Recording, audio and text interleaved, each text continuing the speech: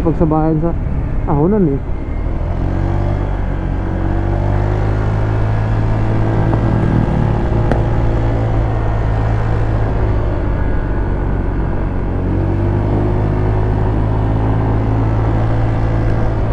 Basic lang ako na kay Clicky.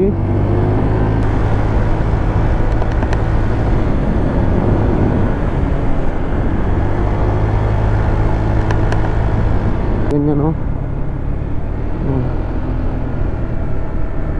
Kaso nga lang di mo pala makikita gabi ano yung tanawin. Hindi naman siya city, walang masyadong mga ilaw. Tambay lang dito, masarap yung hangin ano. Lagyan nila ng solar lights.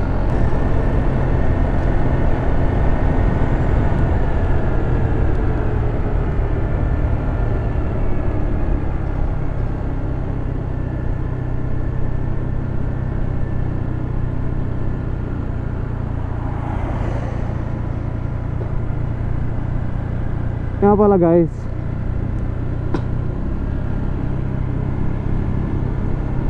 i-rate ko lang pala yung ating inilagay ko dito na big disc plate ano. Nakalimutan ko kasi kung anong pangalan niya. Basta na-order ko lang sa may Shopee. Yan, sa mga gusto mag-order, ilalagay ko na lang yung link dyan sa may baba. Hindi ko po yung shop, para lang maging legit ano, yung pag-orderan nyo. So ang bili ko dyan ay 490 nung time na yun. Hindi ko alam ngayon kasi parang may voucher nun, tapos free shipping. Tapos syempre naka-sale yata nung kasi ano ba yun, 1010 ba yun o 99 sa mga ganon. 490 yung order ko doon. Tapos meron na siyang kasamang bracket no? May bracket na siyang kasama. Tapos meron na ring dalawang Allen wrench bolt yung bracket niya. So, siyempre walang nakalagay na ano, bolt dun sa may display.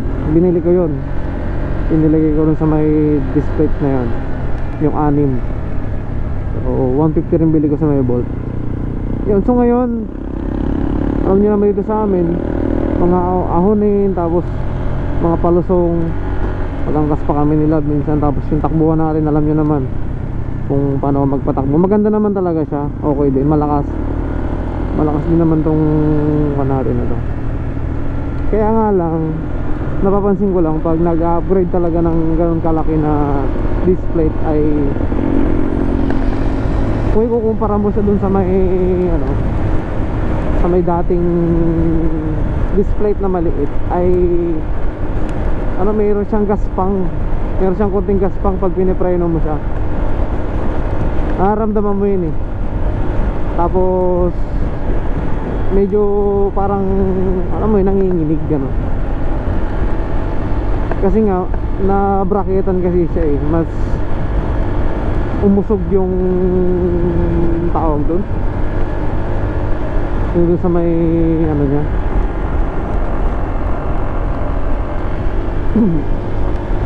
Siyempre mas umano yung span nung bracket, tapos kumakapit doon sa may malaking plate, ay parang siguro medyo parang nanginginig ka. Yun lang naman yung napansin ko ano. Kahit dun sa may kay Dukso ganun din eh. Kay Dukso may konting-konti lang naman doon, pero dito medyo malakas siya, pero hindi pa rin, okay pa rin.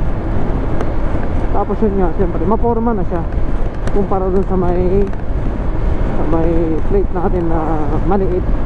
So nadagdagan yung forma niya, di ba? Makikita niya naman. Tapos siyempre kung ikukumpara yung lakas ng preno compare dun sa may stock, mas lumakas siyempre yung malaki kasi nga mas malaki. Kaso nga